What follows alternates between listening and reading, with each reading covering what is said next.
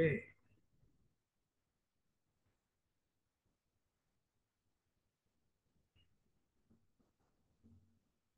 baik. Selamat pagi, teman-teman. Ini pertemuan ke-11. Assalamualaikum warahmatullahi wabarakatuh. Salam sejahtera untuk kita semua. Pertemuan ke-11 pada tanggal 5 Juni 2024. Ya, baik, kita mulai saja teman-teman ya. Untuk mempercepat waktu, ya, sembari kita menunggu kawan-kawan yang lain. Ya, saya akan share uh, layar yang saya berikan kepada Anda. Oke. Mohon diperhatikan saya di kamera kedua, teman-teman ya. Oke. Ya, kita akan mulai saja teman-teman. Ya, oke. Sebentar teman-teman ya. Ini agak agak nge-lag punya saya. Kita akan mulai uh, pembelajaran pertemuan ke-11 yaitu bisnis internasional atau international business ya pada tanggal 5 Juni 2024 ya. Oke, kita tunggu lagi kawan kita masuk. Iya, oke.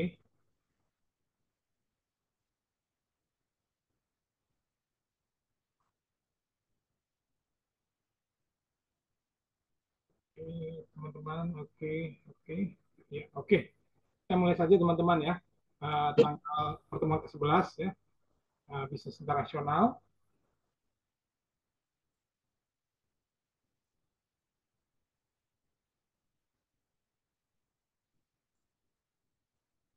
Ya, pertemuan ke-11 nanti mohon kawan-kawan nanti saat absen mohon on kamera ya sebagai bukti kita di sekretariat IG ya kampus kita. Ya, kita akan tema hari ini adalah pemasaran internasional. Kita akan bicara secara luas tentang pemasaran internasional walaupun kita pernah belajar ya, tapi kita akan bicara tentang bisnis internasional dalam marketing internasionalnya. Saya ingin ingatkan harap teman-teman nanti tugas kelima mohon dikerjakan ya untuk presentasi di pertemuan ke-15 ya. Ya kita mulai saja teman-teman. Iya, dalam international marketing. Nah, tentunya teman-teman kita akan bicara tentang pengertian bisnis marketing secara luas ya. Kalau dulu Anda bicara tentang manajemen pemasaran ya, kita akan bicara pengertian pemasaran internasional dalam bisnis internasional di mana pemasaran adalah proses bagaimana Anda merencanakan suatu bisnis atau perencanaan bisnis dalam suatu skop yang lebih besar dan bagaimana Anda harus bisa mengeksekusi konsep-konsep ya tentang harga, promosi, distribusi, ide ya, barang dan layanan untuk bagaimana terjadi pertukaran yang memenuhi tujuan individu Anda atau Anda sebagai bisnismen dan organisasi perusahaan Anda. Pemasaran internasional adalah pemasaran yang kegiatan operasinya melewati sekarang ini sudah melewati batas-batas lebih dari satu negara ya. Artinya ya kita harus lihat sekarang ini bagaimana marketing internasional ini sangat penting sekali ya untuk menembus berbagai hal-hal yang mungkin dulu terbatasi sekarang sudah melewati lebih dari batas-batas lebih dari satu negara atau ASEAN atau Asia atau seluruh dunia untuk menjadi perusahaan internasional ya atau becoming internasional tidaklah terjadi begitu saja melainkan melalui beberapa tahap ya. Tahap pertama adalah yaitu no foreign marketing, artinya perusahaan sudah berhubungan dengan dunia internasional tetapi bukan karena inisiatif atau belum ada usaha sendiri bagaimana memasarkan ke pasar luar negeri. Tentunya produk perusahaan beredar di pasar internasional karena pesanan dari pasar luar negeri ya. Itu pasti beruntung ya. Lalu ada pelanggan asing datang ke perusahaan Anda atau atas usaha pihak eksportir dari luar negeri yang tertarik untuk membina bisnis Anda ya. Artinya perusahaan Anda sudah dilihat adalah perusahaan yang mempunyai prospek yang sangat cerah ya. Sehingga uh, perusahaan dari luar negeri atau eksportir luar negeri tertarik untuk membeli produk Anda ya.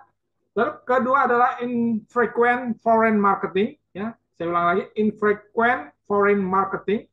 Artinya perusahaan mulai memasarkan sendiri ke pasar luar negeri, ya, artinya ada suatu usaha atau effort, ya, tetapi hanya mempunyai surplus produksi, ya.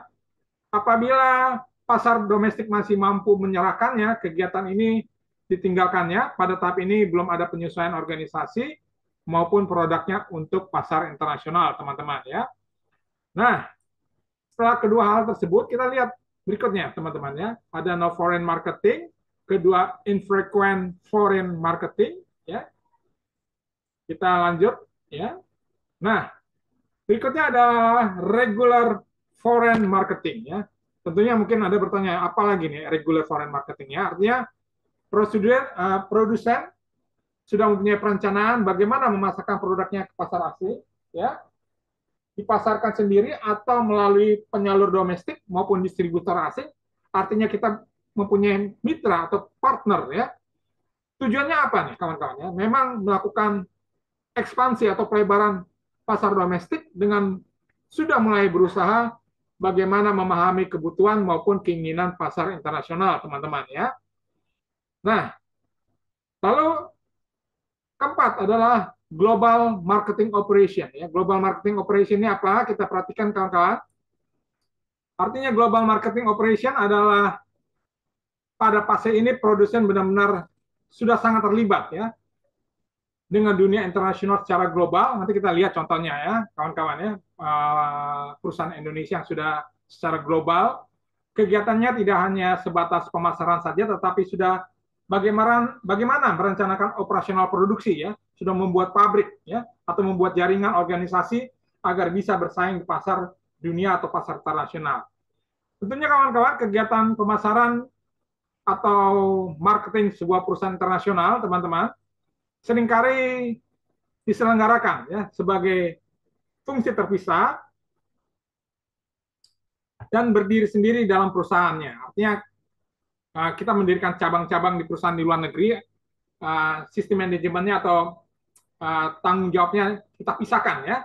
Namun saat ini pemasaran internasional berfungsi bagaimana Anda bisa mempengaruhi atau dipengaruhi oleh hampir semua kegiatan organisasi bisnis lainnya. Tentunya pentingnya hubungan interkoneksi ini membuat manajemen pemasaran internasional sebagai sebuah komponen yang kritis dari keberhasilan bisnis internasional. Selanjutnya, manajemen pemasaran internasional memastikan ya, bahwa kegiatan pemasaran internasionalnya meliputi tentang strategi korporasi, ya, strategi perusahaan Anda, ya, lalu strategi bisnis, ya, dan strategi fungsional, kawan-kawan ya. Ada 3 hal ya, yaitu strategi koperasi perusahaan Anda ya. Bagaimana Anda membuat strategi untuk bersaing di pasar nasional, lalu strategi bisnisnya ya. Anda sudah pernah belajar tentang SWOT ya. Lalu berikutnya strategi fungsionalnya ya, kawan-kawan ya.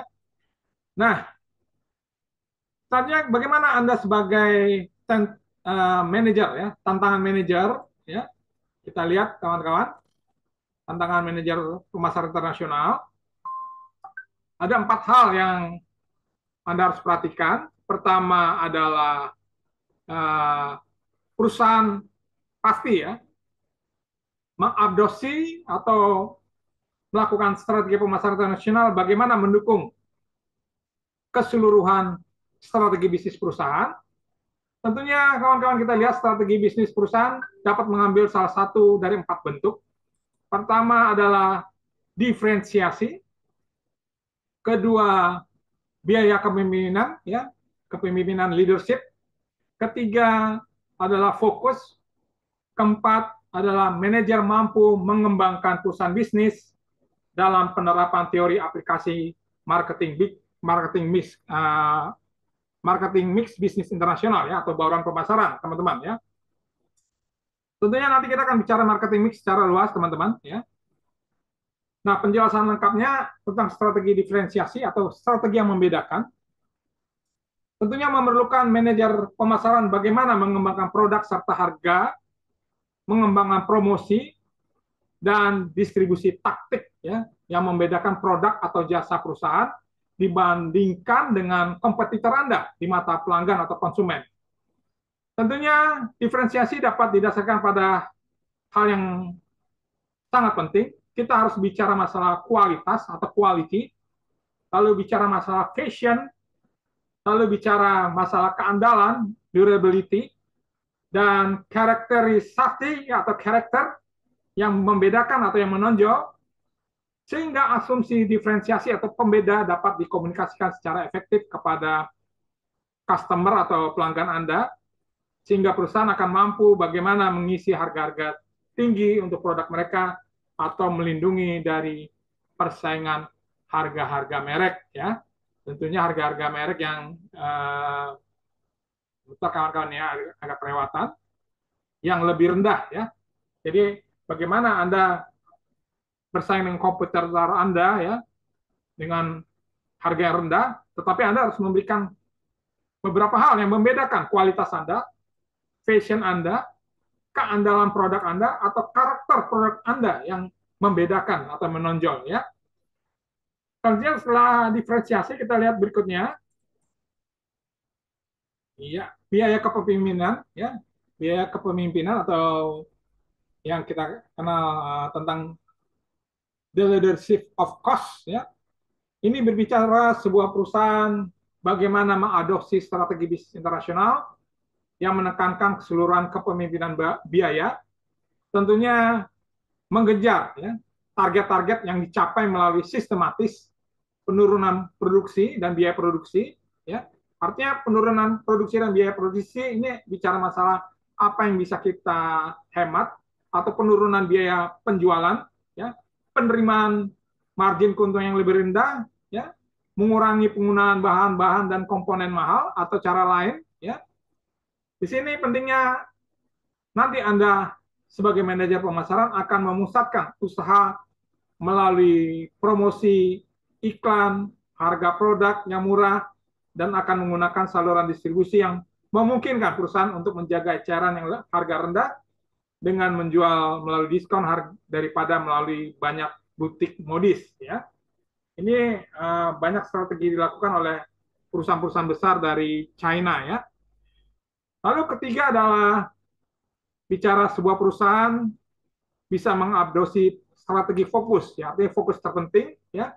Dalam kasus ini manajer pemasaran akan harus berkonsentrasi upaya mereka pada segmen tertentu dari konsumen pasar, atau di area tertentu, atau di wilayah dalam sebuah pasar, ya. Bagaimana Anda sebagai manajer memenangkan pasar harus fokus pada wilayah area market yang Anda tuju, ya.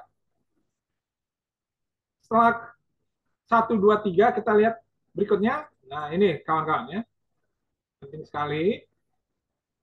Setelah sebuah perusahaan internasional memutuskan untuk memasuki pasar asing, ya, atau negara asing tertentu, selanjutnya keputusan pemasaran dibuat secara khusus, di mana manajer pemasaran internasional harus mengatasi 4 isu, ya. 4 isunya apa nih, teman-teman? Perhatikan, yaitu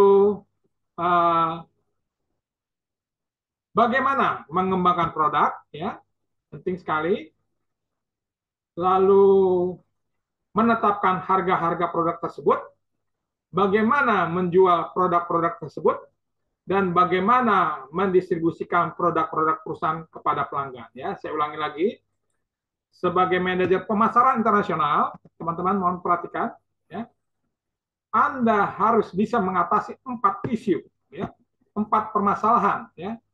Yaitu bagaimana Anda bisa mengembangkan produk perusahaan Anda, ya, sehingga produk perusahaan Anda berhasil di negara tersebut. Kedua, bagaimana menetapkan harga-harga produk tersebut. Ketiga, bagaimana menjual produk-produk tersebut. Dan keempat, bagaimana mendistribusikan produk-produk perusahaan kepada pelanggan. Ya, ini sangat penting. Sehingga Anda sudah belajar elemen-elemen ini secara kolektif dikenal sebagai bauran pemasaran dan disebut 4P atau 4P, ya, yaitu produk, harga, promosi, dan tempat distribusi, ya. Tetapi 4P ini akan berkembang lagi, ya. Tentunya teman-teman kita sudah pernah belajar, teman-teman, ya,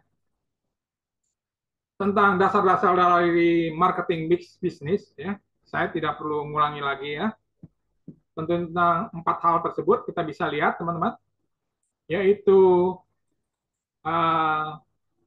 produk, price, place, promotion, ya. Produk berbicara masalah desain, quality, fungsional, teknologi Anda harus bisa, ya. Bagaimana brandingnya, bagaimana packagingnya, bagaimana Anda melakukan service pelayanan, lalu availability dan jaminan warranty, ya. Lalu price, bicara strategi, ya, strategi Anda sudah belajar dalam manajemen pemasaran. Lalu last price, ya, lalu diskonnya bagaimana, allowance-nya bagaimana, payment periodnya bagaimana, lalu kredit term pembayaran secara kredit, lalu payment metodnya gimana, pembayaran metode pembayarannya, ya, kepada mitra-mitra kita atau partner-partner kita di cabang-cabang di luar negeri, ya, atau di kota-kota di Indonesia, ya, atau di provinsi di Indonesia. Lalu price, ini bicara masalah trade channel atau saluran perdagangannya. Lalu bagaimana mengcover wilayah tersebut agar kita bisa sukses di wilayah tersebut. Lalu assortments, ya. Lalu bicara masalah location, lokasi yang kita tempatkan dalam distribusi produk kita, inventorinya, persediaan barang sudah ready, sudah oke untuk bersaing. Lalu transportasi barang, misalnya Anda mengirimkan barang dari Jakarta ke Surabaya atau Jakarta ke Bengkulu, Jakarta ke Lampung, ataupun Jakarta ke Papua, bagaimana transportation-nya.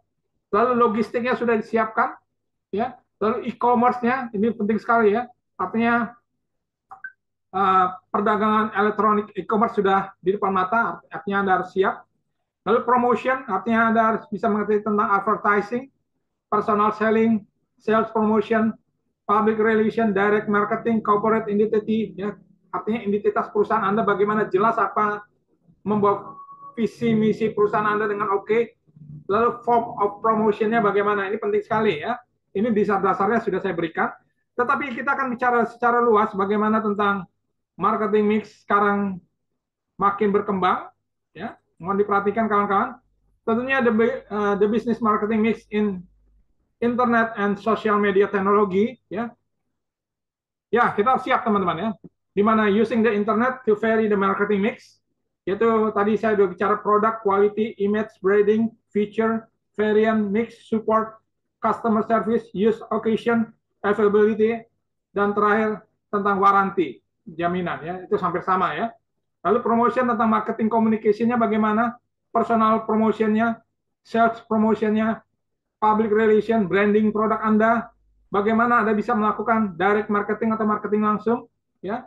Lalu bicara masalah harga, price, tentang position produk Anda, bagaimana, list, discount, credit, payment method.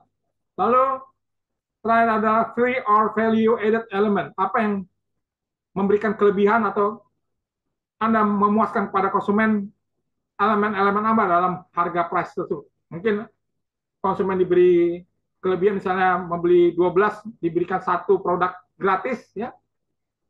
Itu tergantung kebijakan perusahaan Anda, ya.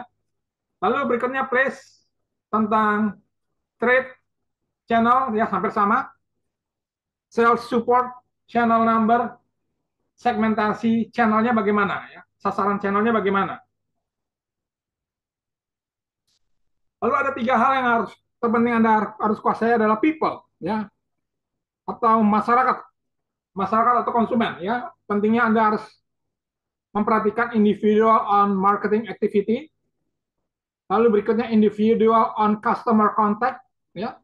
Lalu recruitment, lalu keempat culture image, ya, produk Anda bagaimana diterima di masyarakat. Pentingnya juga nanti dalam merekrut para sales adalah training and skill, lalu remuneration, ya. Lalu proses, ya, ini lagi, ya, terbaru adalah Anda harus fokus pada customer atau customer focus. Lalu bagaimana Anda memimpin bisnis lab, leading, IT supported, ya, information technology support yang harus didukung. Lalu design feature, lalu terakhir adalah research and development. Ini penting sekali, ya. Lalu terakhir adalah physical evidence, ya, bukti secara fisik, ya, yaitu pentingnya sales staff contact experience, ya, artinya pengalaman staff Anda, ya, dalam experience of brand, ya. Lalu product packaging, lalu terakhir adalah online experience, ya. Jadi kita lihat dasarnya sudah pernah saya berikan teman-teman, ya. Lalu diperluas lagi, ya, bagaimana tentang the business marketing mix in internet and social media teknologi, ada 3 hal yang saya tambahkan adalah people, process, physical evidence. Ya, mohon dibaca lagi ya. Selanjutnya teman-teman, bagaimana kebijakan harga? Mohon diperhatikan. Tentunya dalam pemasaran internasional, kebijakan harga secara langsung mempengaruhi ukuran pendapatan yang diterima oleh perusahaan. Kebijakan atau polisi ini berfungsi sebagai senjata strategis penting dengan memungkinkan perusahaan bagaimana membentuk lingkungan kompetitif di mana itu melakukan bisnis ya. Tentunya perusahaan domestik internasional harus berusaha bagaimana mengembangkan strategi harga yang akan menghasilkan keuntungan profit bagi perusahaan ada dalam operasi, tapi tugas yang dihadapi perusahaan internasional lebih kompleks, lebih luas daripada yang dihadapi oleh perusahaan-perusahaan semata dalam pasar domestik atau perusahaan lokal ya. Jadi kita bicaranya lebih luas teman-teman kalau dalam bisnis internasional ini ya. Untuk mulai dengan biaya, perusahaan harus melakukan biaya berbagai variasi pada suatu negara, pasti ada perbedaan. Tentunya perbedaan dalam biaya transportasi dan tarif menyebabkan harga barang bervariasi menurut negara-negara tersebut ya. Perbedaan dalam distribusi juga mempengaruhi harga final dibayar oleh customer akhir atau konsumen Anda terakhir. Tentunya akan terjadi fluktuasi nilai tukar juga dapat membuat masalah harga. Jika mata uang negara tuan rumah meningkat dalam nilai, eksportir harus memilih antara bagaimana mempertahankan harga dalam mata uang negara tuan rumah yang membuat barang-barang tentu lebih mahal dalam negara importer dan menjaga harga dalam mata uang negara asal yang dengan memberikan margin keuntungan dengan menurunkan jumlah uang negara asal yang diterima setiap unit yang terjual, kawan-kawan ya. Nah, ya, kita lanjutkan. Ya. Tentunya dua kondisi ini dipengaruhi sebuah perusahaan untuk berhasil dalam praktek harga pasar. Pertama, perusahaan harus menghadapi permintaan yang berbeda-beda dan atau biaya kondisi di negara-negara di mana menjual produknya. Kondisi ini bisa dipenuhi karena pajak, tarif, standar hidup, tingkat persaingan, biaya infrastruktur dan ketersediaan dan banyak faktor lain yang terjadi di berbagai variasi negara tersebut ya. Kita tidak bisa pungkiri harga-harga misalnya Anda jual Indomie di Eropa dengan Afrika, dengan di Indonesia, di Thailand tentu berbeda kawan-kawan ya. Lalu perusahaan harus dapat mencegah arbitrase ya. Perusahaan menetapkan kebijakan harga pasar akan mengungkapkan jika pelanggan dapat membeli produk perusahaan di negara dengan harga rendah dan menjualnya secara menguntungkan di negara dengan harga tinggi ya pasti ya. Karena tarif, biaya transportasi dan biaya transaksi lainnya arbitrase adalah biasanya tidak masalah jika harga negara variasi kecil, jika bervariasi menurut negara, namun arbitrase dapat mengganggu strategi harga pasar perusahaan. Ya. Dengan asumsi kondisi ini terpenuhi, keuntungan dari pendekatan polisentris ini sudah jelas. Ya. Perusahaan dapat menetapkan harga yang lebih tinggi di mana pasar akan mentoleri harga mereka dan lebih rendah bila diperlukan untuk tetap kompetitif bersaing. Ya. Tentunya hal tersebut dapat berlangsung dengan mengalokasikan biaya lokal yang relevan terhadap penjualan lokal dalam setiap pasar luar negeri, sehingga memungkinkan strategi perusahaan dan perencana bagaimana mengalokasikan sumber daya perusahaan di pasar negara dengan harga rendah yang menjualkan secara menguntungkan lebih baik di negara dengan harga tinggi. Ya, tentunya ini semua perusahaan demikian ya. Kita akan lanjutkan bagaimana kebijakan harga pasar dapat mengekspor perusahaan dengan 3 risiko ya. Artinya hati-hati dengan kerusakan nama merek ya. Anda harus menjaga citra nama merek tersebut. Kadang-kala kedua adalah pengembangan pasar abu-abu untuk produk ya. Kadang-kadang ada juga yang tidak jelas ya. Ketiga, Anda harus menjaga nama merek sehingga tidak terjadi kebencian konsumen terhadap harga yang diskriminatif. Kebutuhan perusahaan untuk memastikan bahwa biaya harga di suatu pasar tidak merusak citra merek itu dengan hati-hati yang telah dibina pasar lain ya. Sehingga kita perhatikan berikutnya kebijakan promosi ya. Ya, ini kita lihat kebijakan promosi dalam pemasaran internasional. Tentunya untuk perusahaan internasional ya menjual produk dan layanan konsumen, iklan advertising adalah unsur yang paling penting ya dalam campuran promosi. sebagai perusahaan bagaimana mengembangkan strategi periklanan harus memperhatikan 3 faktor. Pesan yang ingin disampaikan dalam iklan tersebut bagaimana, teman-teman, ya, harus jelas, ya. Lalu kedua, media yang tersedia untuk menyampaikan pesan tersebut. Ketiga adalah sejauh mana perusahaan ingin mengglobalisasi iklan tersebut, ya, iklan dalam produk tersebut, ya, dalam penjualan produk tersebut. Saya tambahkan lagi, ya,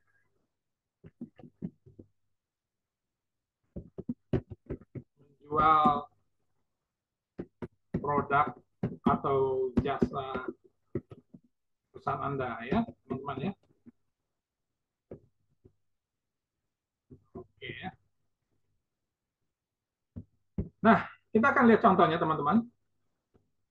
Ya. Kita akan lihat contohnya, yaitu ya kita perhatikan bagaimana PT Sido muncul, ya, produk jamu Indonesia sukses pasar nasional, di mana pimpinannya berdiri sejak tahun 1951, sudah ada 250 produk, ya, unggulan tolak angin, teman-teman, hingga kuku Bima Energi. Lalu bahan bakunya diusahakan 99% adalah lokal atau dari Indonesia. Lalu pasar luar negerinya kita lihat sudah mencapai seluruh negara ASEAN. Lalu Australia, Afrika, Timur Tengah, Amerika Serikat, dan Rusia, ya. Dan PT Sido muncul telah membuat pabriknya di Filipina dan juga di Afrika. Saya lupa apa, Afrika Selatan kalau nggak salah, ya. Lalu bagaimana laba bersih Sido muncul setelah perusahaan uh, sukses di pasar luar negeri? Tahun 2015 laba bersih Sido muncul adalah 437 miliar, teman-teman, ya. 2016 naik 481 miliar, ya. 2017 naik lagi 534 miliar. 2018 naik lagi sebesar 664 miliar rupiah, ya. Saya ulangi lagi, 2015 memberikan laba bersih sebesar 437 miliar rupiah. 2016 mendapatkan laba bersih sebesar 481 miliar rupiah. Lalu 2017 mendapatkan laba bersih 534 miliar rupiah. Dan 2018 mendapatkan laba bersih sebesar 664 miliar rupiah. Ya, jadi tadi saya penting menyatakan baik lagi, ya, tentang kebijakan harga, ya. Lalu bagaimana kondisi perusahaan untuk berhasil, ya. Artinya permintaan produk baik berbeda-beda, dan juga perusahaan harus dapat mencegah arbitrase, ya, sehingga kita lihat strategi perusahaan dan perencanaan mengalokasikan sumber daya perusahaan di pasar negara dengan harga rendah dan menjual secara menguntungkan lebih baik di negara harga tinggi tersebut, ya, produk jamu, ya. Lalu berikutnya kita perhatikan bagaimana perusahaan tersebut Sido muncul mengekspos perusahaan ketiga untuk menghindari, ya, menjaga nama agar jangan terjadi kerusakan nama merek. Lalu pengembangan pasar abu-abu untuk produk dihindari. Jangan sampai produk ini menjadi satu kebencian, ya, dengan harga yang diskriminatif, sehingga produk ini harus bisa, ya, sampai ke seluruh berbagai pasar-pasar di luar negeri, ya. Artinya harga tersebut bisa terjangkau, kawan-kawan, ya. Nah, artinya kita lihat, perhatikan, ya, tadi saya sudah katakan, ya, untuk perusahaan internasional dalam advertising penting sekali pesan yang ingin disampaikan, media yang tersedia untuk menyampaikan pesan, lalu sejauh mana perusahaan ingin mengglobalisasikan, ya, dalam menjual produk jasa perusahaan Anda. Ini penting sekali, ya, teman-teman, ya. Jadi kita perhatikan perusahaan yang berhasil ini seperti Sido muncul telah melakukan hal yang terbaik, ya. Bagaimana produknya bisa dikenal oleh masyarakat, ya, sampai ke luar negeri, ya. Ini bagaimana memberikan keuntungan teman-teman, ya. Oke. Ya. Selanjutnya perhatikan juga kawan-kawan bagaimana perwakilan penjualan harus berpengetahuan, teman-teman, ya. Artinya harus ada knowledge, sumber baik informasi dapat digunakan bagaimana mengembangkan produk baru dan atau bagaimana meningkatkan produk yang ada untuk pasar lokal. Di sisi lain, penjualan personal adalah strategi yang biaya yang relatif tinggi, ya, karena secara personal pribadi. Tentunya masing-masing perwakilan penjualan harus dikompensasi secara memadai meskipun masing-masing dapat menjangkau konsumen atau pelanggan yang relatif sedikit.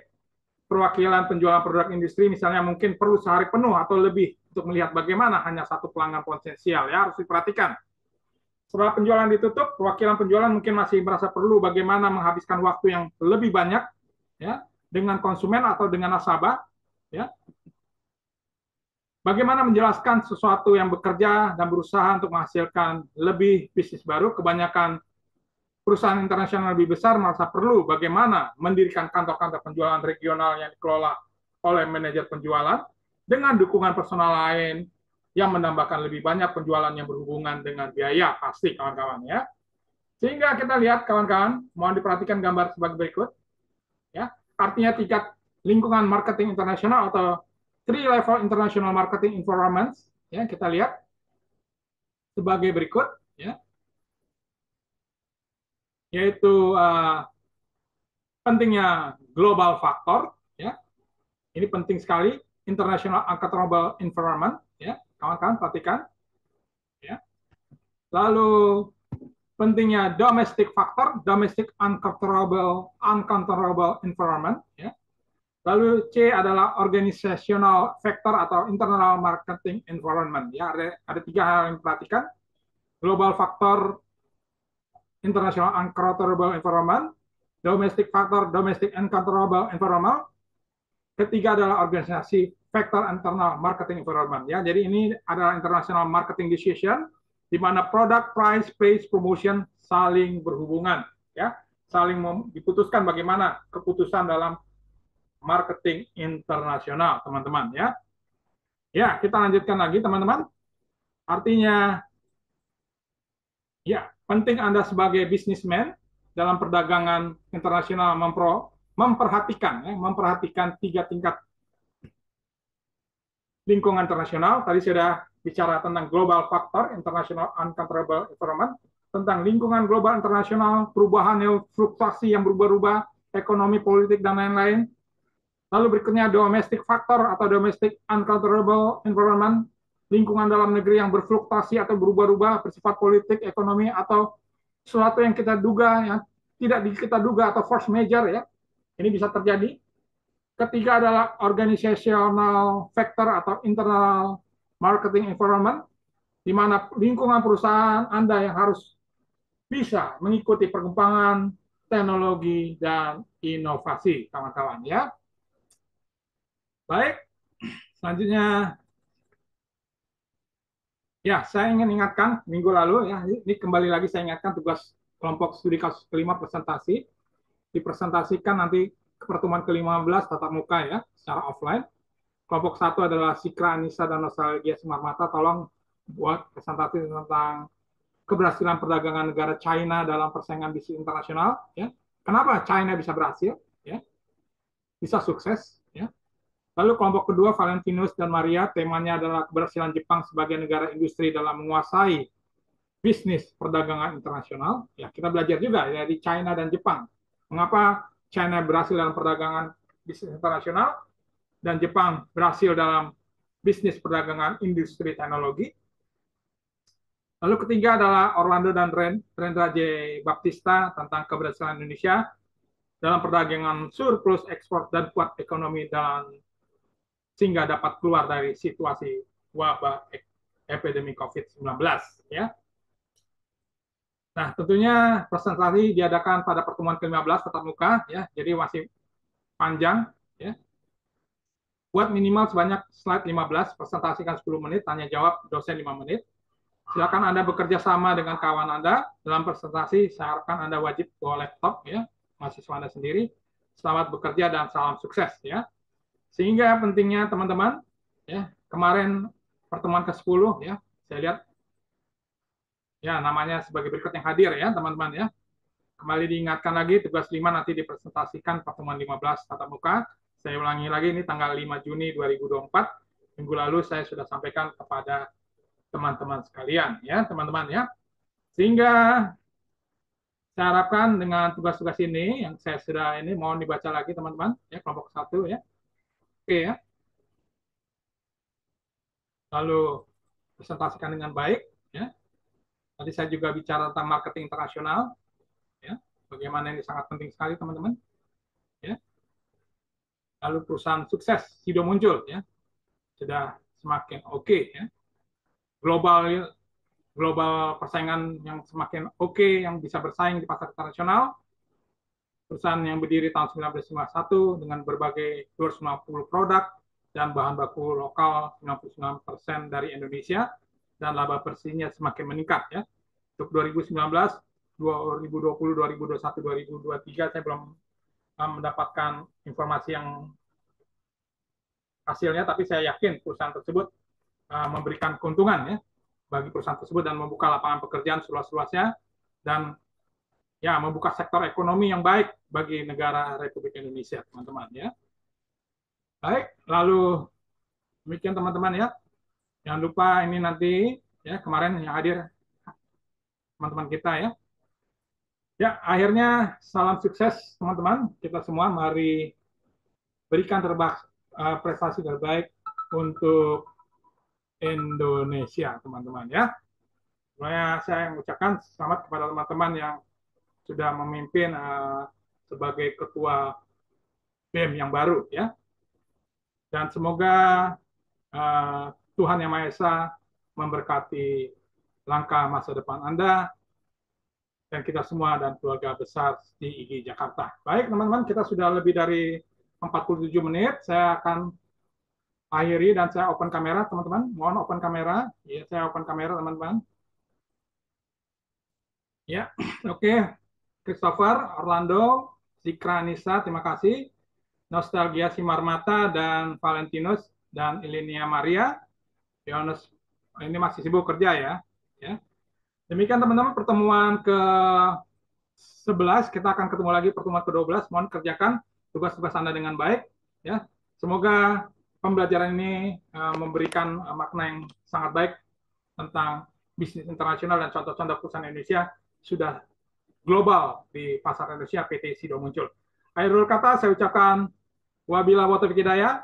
Wassalamualaikum warahmatullahi wabarakatuh. Salam sejahtera dan salam sukses untuk kita semua. Terima kasih teman-teman. Sampai jumpa pertemuan ke-11 minggu depan secara online. Terima kasih. Salam sukses selalu. Terima kasih. Selamat pagi. Oke, terima kasih. Tetap semangat. Tetap semangat. Salam sukses semuanya. Terima kasih.